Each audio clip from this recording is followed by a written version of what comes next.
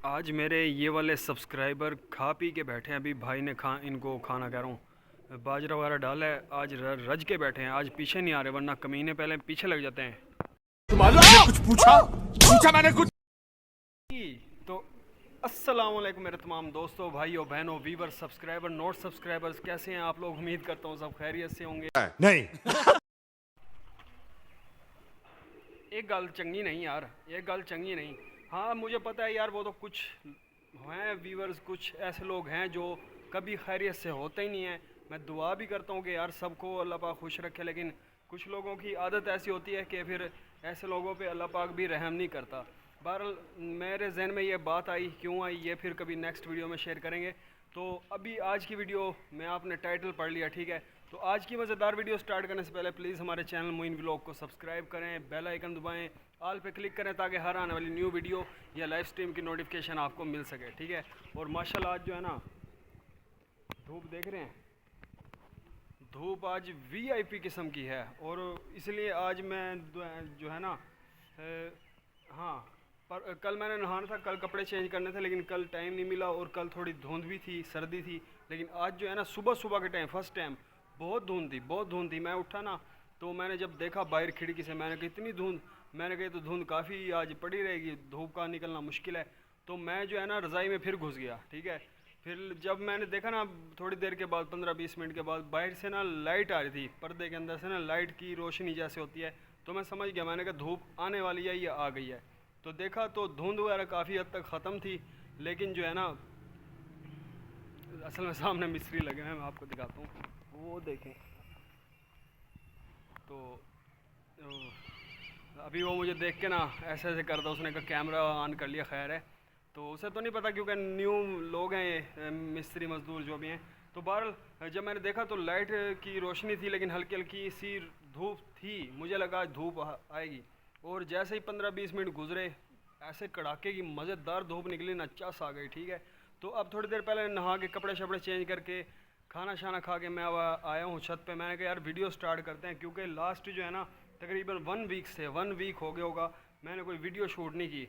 जो आपने last videos मेरी वॉच की है ना, तो मेरी आदत यह है कि जब मेरा दिल हैप्पी होता है ना, दिल हैप्पी, दिल तो बच्चे हैं ना, तो दिल जब हैप्पी होता है तो मैं 1-2-3 दिनों में 3-3 4-4 वीडियो शूट कर लेता हूँ। वो मेरे पहले की वीडियोस पड़ी थी, तो मैंने आज ये तकरीबन हफ्ते के बाद कैमरा ऑन किया है।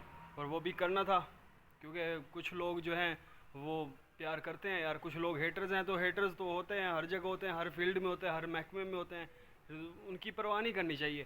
तो मैंने आज कैमरा ऑन किया, मैंने कहा यार आज क्या शेयर किया जाए अब टाइम को देख के। तो मैंने कहा यार आज जो है ना, पुराने जैसे मैं तरीके से टू इन्फॉर्मेटिव शेयर करता था वीडियोज़ आपसे, आज भी मैंने यही तरीका किया है। तो आज की वीडियो में आपसे मैं 2 इन्फॉर्मेटिव वीडियो शेयर करूँगा, ठीक है। उम्मीद करता हूँ कि आप लोगों को ये वीडियो पसंद आएगी, लेकिन उससे पहले चैनल को सब्सक्राइब कर लें तो अच्छी बात है। नहीं करेंगे तो आपकी मर्ज़ी यार, हम तो सिर्फ, हमारा काम है सिर्फ कहना।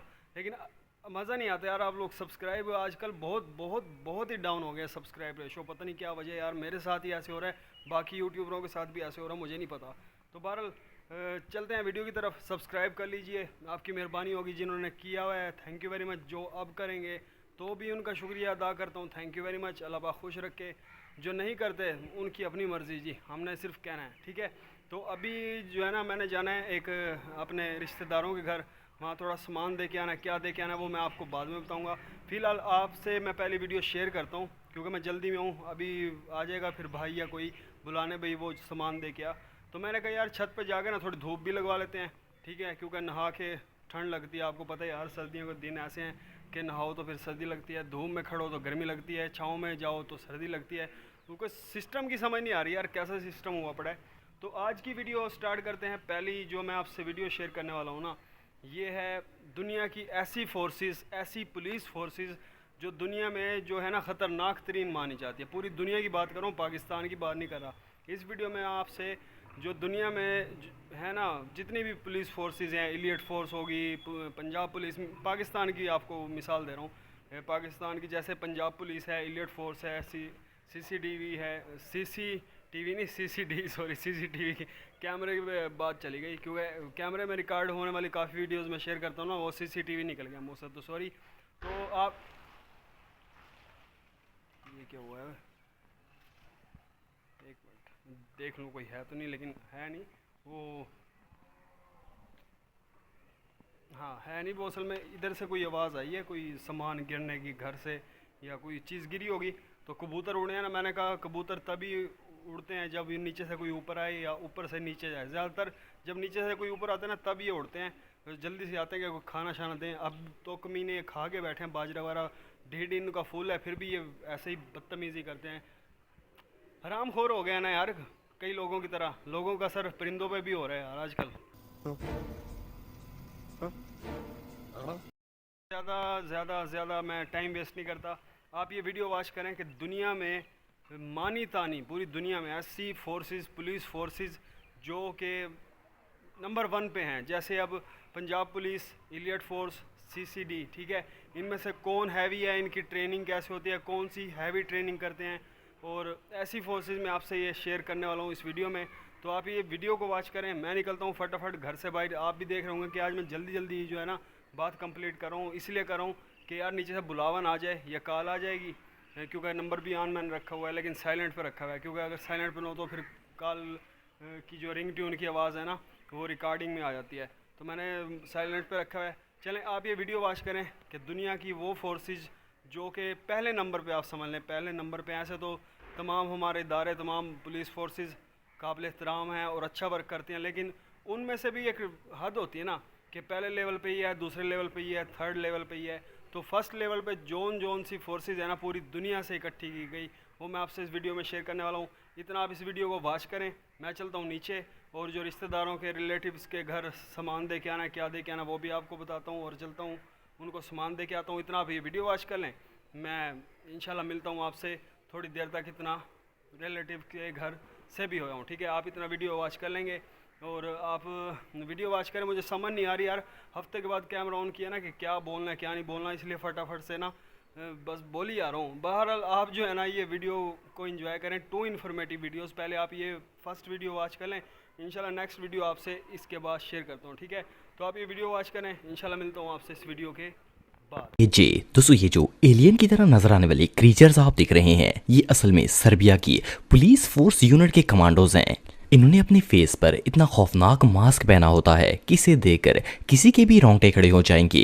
इस फोर्स का काम दहशतगर्दी फैलाने वाले क्रिमिनल्स और मर्डरर्स को पकड़ना होता है। ये लोग हर वक्त आरपीजी से लैस होते हैं और अगर क्रिमिनल्स इनसे भागने की कोशिश करें तो ये अरेस्ट करने से पहले ही इन्हें गोली मारने में 1 मिनट भी नहीं लगाते। CAJ पुलिस ज्यादा खतरनाक इसलिए भी होती है कि इन्हें बहुत ज्यादा टफ ट्रेनिंग दी जाती है। इन्हें कई मंजिल इमारतों से जंप करवाया जाता है और इवन शदीद बर्फ और सर्दी में सरवाइव करने पर मजबूर किया जाता है। इसीलिए ये फोर्स ना सिर्फ फिजिकली बल्कि मेंटली और साइकोलॉजिकली भी बहुत स्ट्रांग होती है। गीगन दोस्तों, गीगन फ्रांस की सबसे पावरफुल और एलीट पुलिस फोर्स यूनिट है। इसका पूरा नाम नेशनल जेंडरमेरी इंटरवेंशन ग्रुप है। फ्रांस में होने वाली काउंटर टेरर और हॉस्टेज रिलीज मिशन को सरंजाम देना इसी पुलिस फोर्स का काम है। ये लोग ज्यादातर ब्लैक यूनिफॉर्म और ब्लैक मास्क पहनकर आते हैं ताकि इनकी आइडेंटिटी रिवील ना हो सके, और इनके हाथों में मैग्नम 357 गन्स होती हैं। गीगन फोर्स की सबसे खतरनाक चीज इनका निशाना है। इन कमांडोज के निशाने इतने जबरदस्त हैं कि इनकी गन से निकली हुई गोली सीधा मुजरिम के सर पर लगती है। ये इतने प्रोफेशनल स्नाइपर्स होते हैं कि इनका निशाना किसी सूरत में मिस नहीं होता। 1994 में जब एयर फ्रांस की फ्लाइट को हाईजैक किया गया था तो इसी फोर्स की मदद ली गई थी। इन्होंने ना सिर्फ 4 हाईजैकर्स को पकड़ लिया बल्कि तमाम हॉस्टेजेस को भी रिलीज करवा दिया था।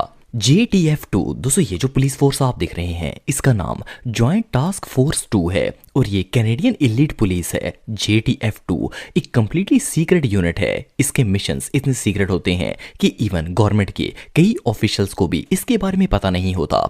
इस पुलिस के कमांडोज ज्यादातर अमेरिकन CIA के साथ मिलकर काम करते हैं। इनका मेन टारगेट मुल्क के अंदर टेररिज्म को कंट्रोल करना और टेररिस्ट को पकड़ना होता है। इवन JTF2 के कमांडोज ने कनाडा के अलावा नॉर्थ अफ्रीका और बहुत से ममालिक में एंटी टेररिज्म मिशन सरंजाम दिए हैं। इस पुलिस फोर्स को कनाडा की सबसे एलीट फोर्स माना जाता है। इस पुलिस फोर्स के अंदर दुनिया के सबसे खतरनाक स्नाइपर्स पाए जाते हैं। इवन 2017 में JTF2 के एक कमांडो ने 3.5 किलोमीटर के फासले पर एग्जैक्ट निशाना लगाकर गिनीज वर्ल्ड रिकॉर्ड भी कायम किया था। So, for our viewers watching, there's a big interest, obviously, in precision rifle shooting and long range shooting now. Well ये पुलिस फोर्स वाकई में प्रो है। FBI HR2 दोस्तों ये पुलिस फोर्स असल में एक हॉस्टेज रेस्क्यू टीम होती है जो कि FBI के अंडर काम करती है। इसे अमेरिका की डोमेस्टिक डेल्टा फोर्स भी कहा जाता है। कहने को तो ये पुलिस होती है लेकिन इसके कमांडोज की ट्रेनिंग मिलिट्री फोर्सेस की तरह होती है। इवन अमेरिका के अंदर इस यूनिट को मिलिट्री का दर्जा हासिल है और इनके कमांडोज को मिलिट्री की तमाम इख्तियारात हासिल होते हैं जब इन्हें किसी जगह हॉस्टेज को रिलीज करवाने के लिए भेजा जाता है। इस फोर्स की कमांडो अपना काम इतनी सफाई से करते हैं कि क्रिमिनल्स को पता उस वक्त चलता है जब गोली इनके सीने के आर पार हो जाती है। और तो और ये लोग टेररिस्ट से नेगोशिएशन करने में भी वक्त जाया नहीं करते बल्कि इन्हें सीधा गोली मार देते हैं। वेल ये दुनिया की सबसे खतरनाक तरीन फोर्सेस में से एक है। पंजाब इलीट दोस्तों इलीट पुलिस को इलीट फोर्स और पुलिस कमांडोज भी कहा जाता है। ये पंजाब पुलिस की एक स्पेशल ब्रांच है जो कि खास तौर पर काउंटर टेररिज्म ऑपरेशन और VIP सिक्योरिटी का काम सरंजाम देती है। इसके अलावा बड़े क्राइम्स और हाई रिस्क ऑपरेशंस को पूरा करना भी इसी फोर्स की जिम्मेदारी है। पंजाब पुलिस ने इस यूनिट को 1998 में बनाया था। जब भी कोई काम रेगुलर पुलिस करने में नाकाम हो जाती है तो वहां इलीट फोर्स के कमांडोज को भेज दिया जाता है। अगर इस यूनिट की ट्रेनिंग की बात की जाए तो ये बहुत ही हार्ड होती है। इन्हें प्रैक्टिस के दौरान बॉक्सिंग और इवन मार्शल आर्ट्स भी सिखाया जाता है और इसके कमांडोज की बाकायदा आपस में फाइटिंग भी करवाई जाती है ताकि इस ट्रेनिंग को और भी ज्यादा परफेक्ट बनाया जा सके। आसान अल्फाज में समझा जाए तो पंजाब पुलिस के अंदर यही एक पुलिस फोर्स यूनिट है जिसकी आवाम में इज्जत है, वरना ज्यादातर तो लोग पुलिस वालों को हरामखोरी समझते हैं। सोबर दोस्तों सोबर दुनिया की सबसे खतरनाक पुलिस यूनिट में से एक है। ये पुलिस रशिया के अंदर काम करती है और इसका नाम स्पेशल रैपिड रिस्पांस यूनिट है। इनका काम मुल्क के अंदर टेररिज्म को रोकना और दहशतगर्दों को पकड़ना है। इसके अलावा ये फोर्स हाई इंटेंसिटी रेड्स भी सरंजाम देती है। देखने में तो ये मिलिट्री कमांडोज की तरह लगते हैं लेकिन ये उनसे भी कहीं ज्यादा ट्रेंड और खतरनाक होते हैं। इनके अलावा इनके हाथों में AK-47 RPGs और ग्रेनेड्स वगैरह होते हैं और जहां इन्हें कोई मशकूक शख्स नजर आता है ये उसे वहीं पर खत्म कर देते हैं। सोबर यूनिट का एक रूल है कि ये लोग पहले गोली मारते हैं और फिर सवाल करते हैं, या फिर ज्यादातर तो ये सवाल करने की भी जहमत गवारा नहीं करते क्योंकि ये इतने हाईली ट्रेंड होते हैं कि इन्हें शक ही उस बंदे पर होता है जो कि क्रिमिनल हो। ये कमांडोज हर वक्त मास्क पहनकर रखते हैं और ज्यादातर सिविल ड्रेसेस और पेट्रोलिंग भी करते रहते हैं। वेल ऐसी फोर्स के सामने तो बड़े बड़े मुजरमों के भी पसीने छूट जाएंगे। BOPE दोस्तों ये फोर्स ब्राजील की सबसे इलीट पुलिस फोर्स है। इन्हें बटालियन ऑफ स्पेशल पुलिस भी कहा जाता है। ब्राजील के लोग इस फौज को स्कल कहकर बुलाते हैं। इनका यूनिफॉर्म कंप्लीट ब्लैक होता है और ये हर वक्त असले से लैस होते हैं। जब भी रेगुलर पुलिस किसी मिशन में नाकाम हो जाती है वहां इन कमांडोज को बुलाया जाता है। खास तौर पर ब्राजील में जितने भी स्लम एरियाज हैं जहां ड्रग्स की ट्रैफिकिंग होती है वहां ये पुलिस न सिर्फ रेड करती है बल्कि मंशियात फरोशों को डायरेक्ट शूट एट साइड कर देती है। ये पुलिस इतनी खतरनाक है कि ब्राजील के बड़े बड़े गैंगस्टर्स भी इससे डरते हैं। उसकी रीजन ये है कि ये लोग किसी भी गैंगस्टर या टेररिस्ट को अरेस्ट नहीं करते बल्कि सीधा गोली मारकर उड़ा देते हैं। SCO-19 दोस्तों SCO-19 का ताल्लुक यूके पुलिस फोर्स से है। ये यूके के सबसे स्पेशलिस्ट फायर आर्म कमांडोज होते हैं। नॉर्मली यूके की पुलिस अपने साथ हर वक्त गन्स लेकर नहीं घूमती लेकिन SCO-19 के पास हर वक्त असला मौजूद होता है और ये लोग जब चाहें इसे यूज कर सकते हैं। इस यूनिट के कमांडोज क्रिटिकल और सीक्रेट मिशन सरंजाम देते हैं। इनके कमांडोज इतने एक्टिव और स्मार्ट होते हैं कि इन्हें खतरे को भांपने में 1 सेकंड भी नहीं लगता और ये अगले बंदे को गोली मारते वक्त जरा भी नहीं हिचकिचाते। इससे भी शॉकिंग बात यह है कि ये कमांडो सिर्फ छाती या सर में ही गोली मारते हैं ताकि किसी के जिंदा बचने का सवाल ही पैदा ना हो। इनके ज्यादातर ऑपरेशंस भी सिविल ड्रेसेस में होते हैं ताकि किसी को इन पर शक भी ना हो। वेल ये पुलिस फोर्स यूनिट वाकई ही में बहुत डेडली है। GEO दोस्तों ये जो सुपर कमांडोज आप देख रहे हैं इनका ताल्लुक स्पेन से है। इन्हें स्पेन की सबसे इलीट फोर्स माना जाता है। इस पुलिस के जवान ज्यादातर हाईजैकिंग और काउंटर टेररिज्म से रिलेटेड ऑपरेशन सरंजाम देते हैं। इनकी खास बात यह है कि ये पुलिस फोर्स सिर्फ रात के वक्त ही ऑपरेशन करती है और क्रिमिनल को अकेले नहीं बल्कि इनके पूरे पूरे ग्रुप पकड़ती है। जहां नॉर्मल पुलिस घुटने टेक देती है वहां इस फोर्स के नौजवानों को मिशन कंप्लीट करने के लिए बुलाया जाता है और ये घंटों का काम मिनटों में करके वापस चले जाते हैं। GEO फोर्स न सिर्फ स्पेन की जमीन बल्कि हवाई और इवन सी मिशन भी सरंजाम देती है। जितनी खतरनाक ये पुलिस है इतनी ही खतरनाक इनकी ट्रेनिंग होती है। आप बिलीव नहीं करेंगे कि इनसे 48 घंटे मार्च करवाई जाती है और इस फोर्स में भर्ती होने वाले 95% कैंडिडेट तो उसी में ही फेल हो जाते हैं। वेल, इससे खतरनाक पुलिस फोर्स दुनिया में और कोई नहीं हो सकती। व्यूअर्स, ये सामान देखे आना। अभी क्या सामान, आप भी कह रहे होंगे सामान तो ऐसे कह रहे हैं जैसे कोई पता नहीं क्या चीज़ हो गई है। ये असल में है कड़ी शरीफ। आज हमने कड़ी पकाई थी तो ये देने जाना, अम्मी ने कहा दे आएँ। मैंने कहा ठीक है जी, ये दे के आते हैं। तो मिलते हैं आपसे अभी 1 2 3 गिनने के बाद। 1 2 3 और गो।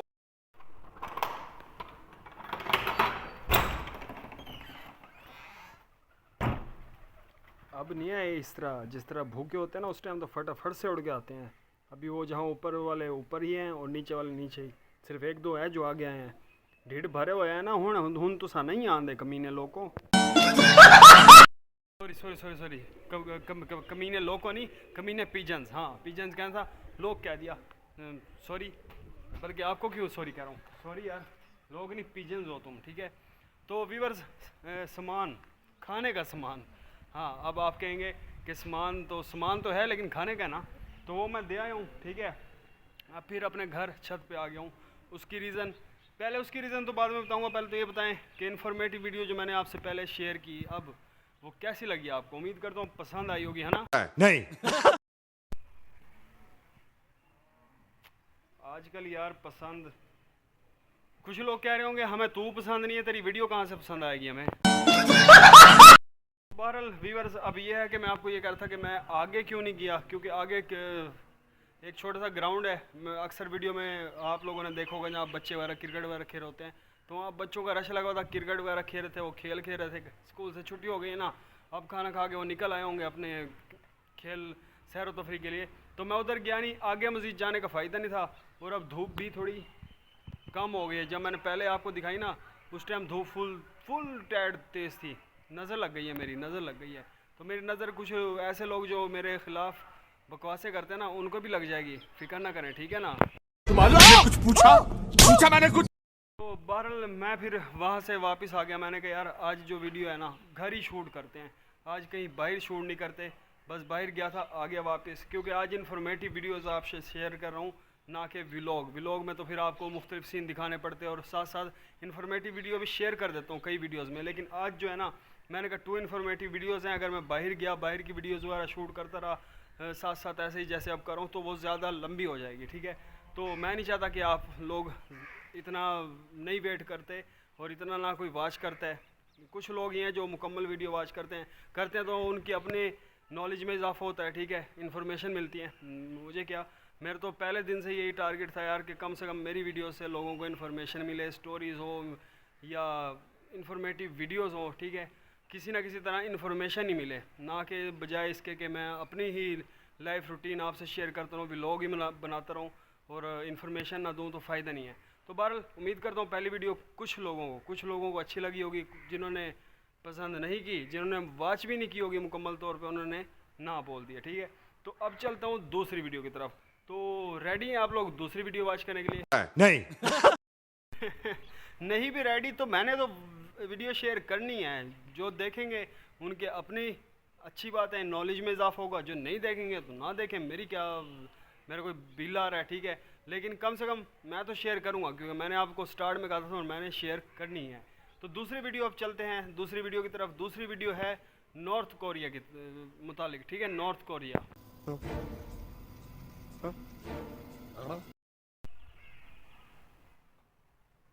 की होया, कुछ लोग एकदम परेशान हो गए कि नॉर्थ कोरिया, क्योंकि असल में यार मेरे चैनल पे भी नॉर्थ कोरिया की काफ़ी वीडियोस हैं। नॉर्थ कोरिया अल्हम्दुलिल्लाह है ही इतना तरक्की पे यार कि उसको कहीं ना कहीं याद करना पड़ता है। जब भी याद करो उसकी कोई ना कोई ऐसी चीज़ निकल आती है, ठीक है, जो कि डिफरेंट होती है और कंट्रीज से बिल्कुल ही डिफरेंट होती है। तो बहरहाल अब इस वीडियो में मैं आपको नॉर्थ कोरिया के जो है ना कवानीन, वहाँ जो मोटी चमड़ी वाला बैठा है ना, किंग जोंग योम शम जो भी है, ठीक है, तो उसने ऐसी सख्ती की हुई है यहाँ हम अपने लीडर से परेशान है, अवाम यहाँ की पाकिस्तान की अपने लीडर से परेशान है, और वहाँ की अवाम नॉर्थ कोरिया की वो अपने लीडर से परेशान है। देखें व्यूअर्स, वीडियो शो करवाने से पहले, वीडियो वॉच करने से पहले एक छोटी सी बात है कि जब आप किसी भी पर्सन पे, बेशक वो इंसान है या कोई जानवर है या कोई परिंदा है, जब उसकी औकात से ज़्यादा आप उस पर बर्डन डाल देते हो ना, बोझ डाल देते हो, तो वो तंग हो जाता है। बेशक जानवर ही क्यों नहीं है ना, वो या तो मर जाएगा, बीमार हो जाएगा, या कुछ ना कुछ हो जाएगा। और अगर इंसान है तो इंसान एक बार तंग आ जाएगा कि यार मैं किन के मत्थे चढ़ गया हूँ, ठीक है।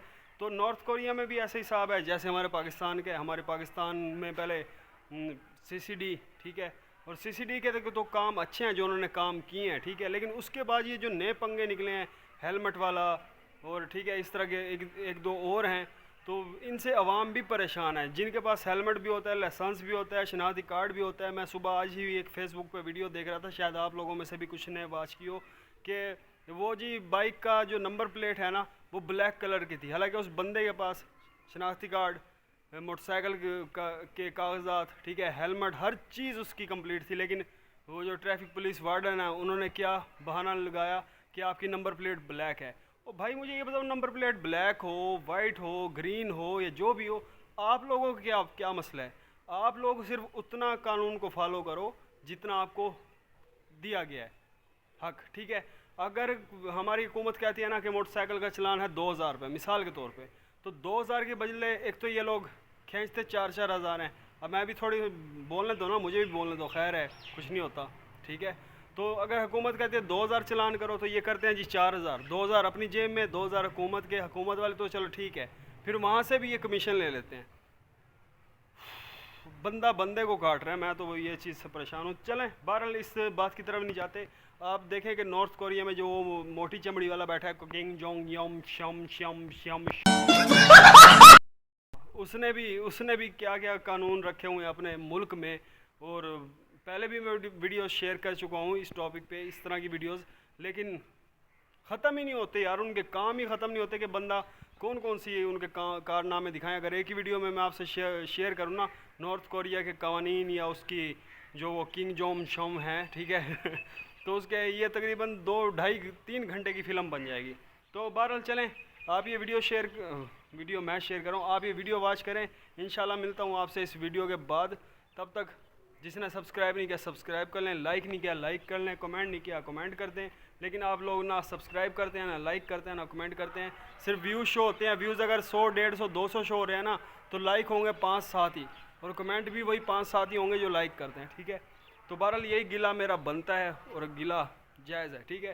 तो ठीक है, आप ये वीडियो वॉच करें। इंशाल्लाह इस वीडियो के बाद थोड़ी सी गपशप लगाते हैं और वीडियो को एंड करते हैं, क्योंकि आज जो है ना हफ्ते के बाद मैं वीडियो शूट कर रहा हूँ, तो मुझसे अभी बोला भी नहीं जा रहा, जहन में नहीं आ रहा कि किस तरह बात करूँ, क्या बात करूँ, कहाँ से पकड़ूँ, कहाँ से छोड़ूँ।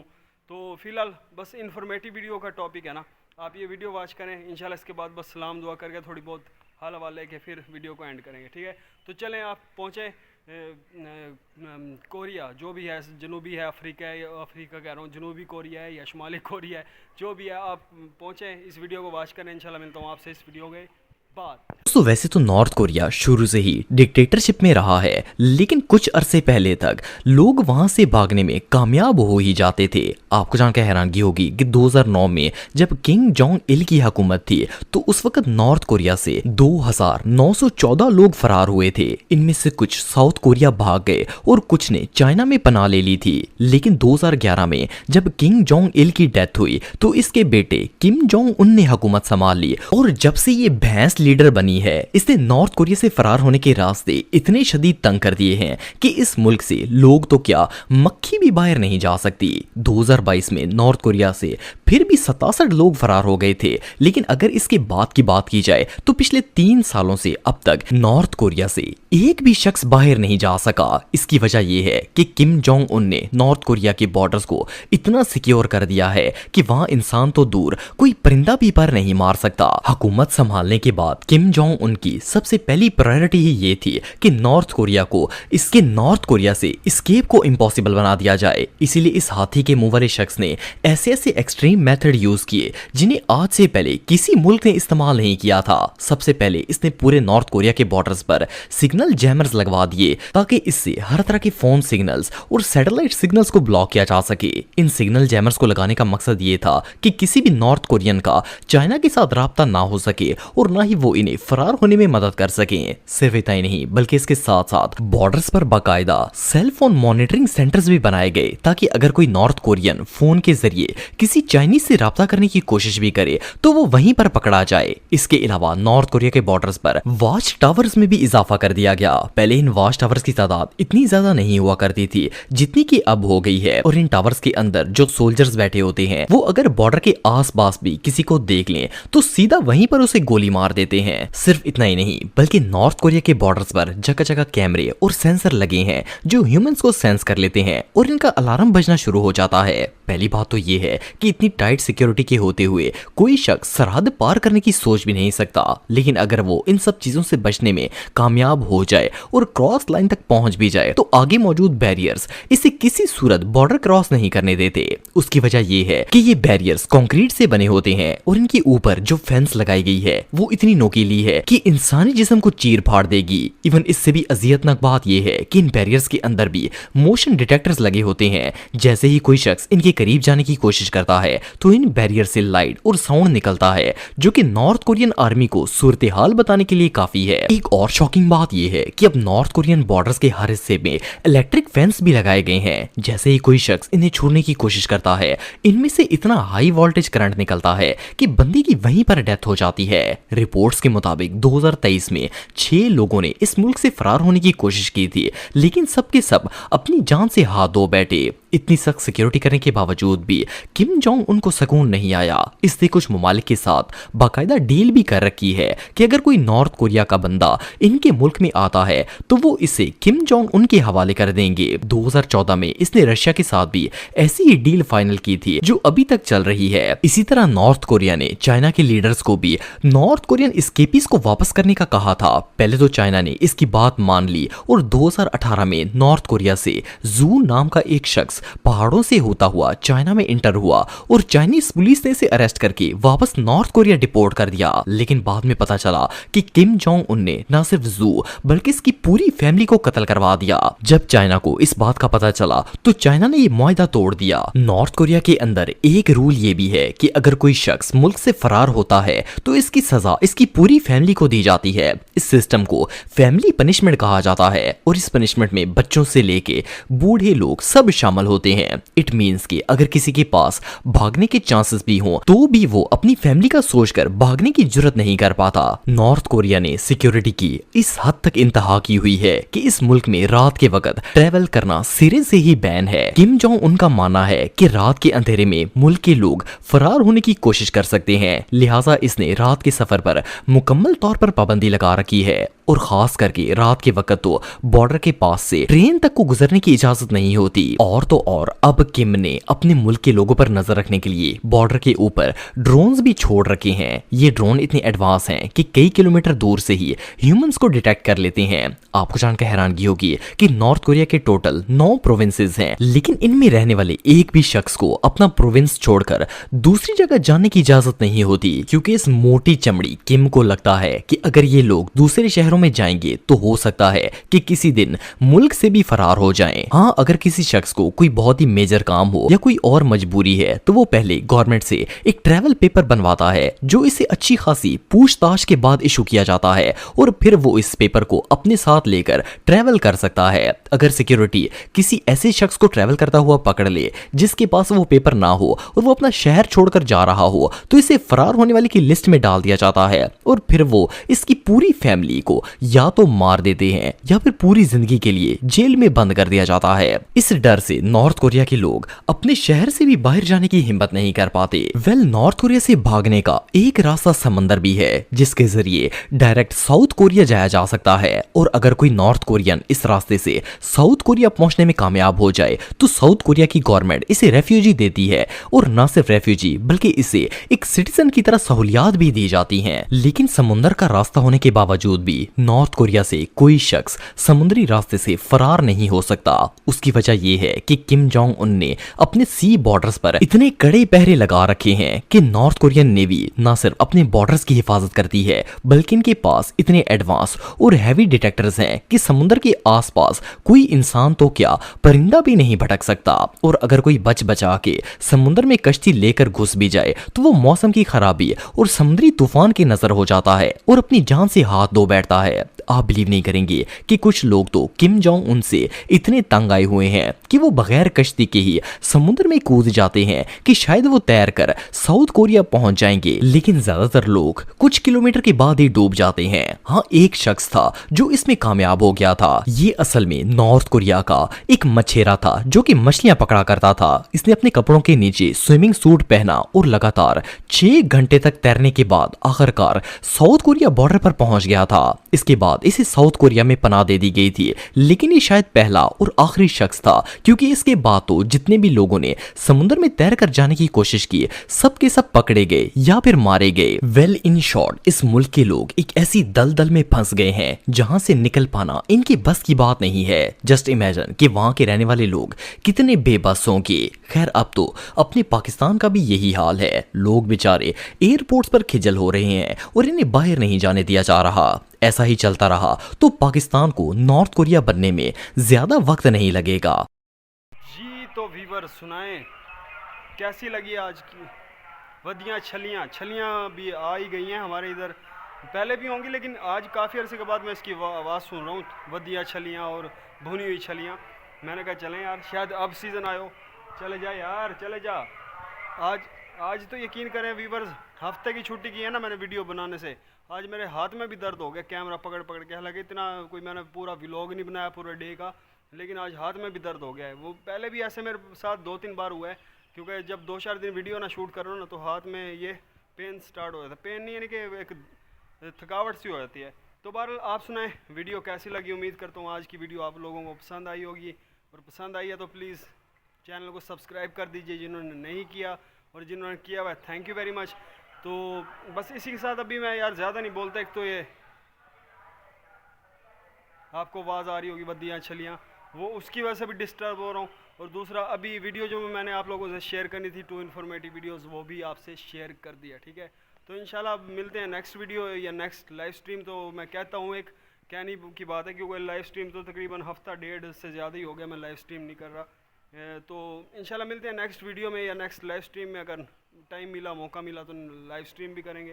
तो मिलते हैं इंशाल्लाह फिर, तब तक अपना ख्याल रखिएगा, दुआओं में याद रखिएगा, और चैनल को सब्सक्राइब करना ना भूलिएगा। ठीक है, मिलते हैं फिर, तब तक मुझे दें इजाज़त।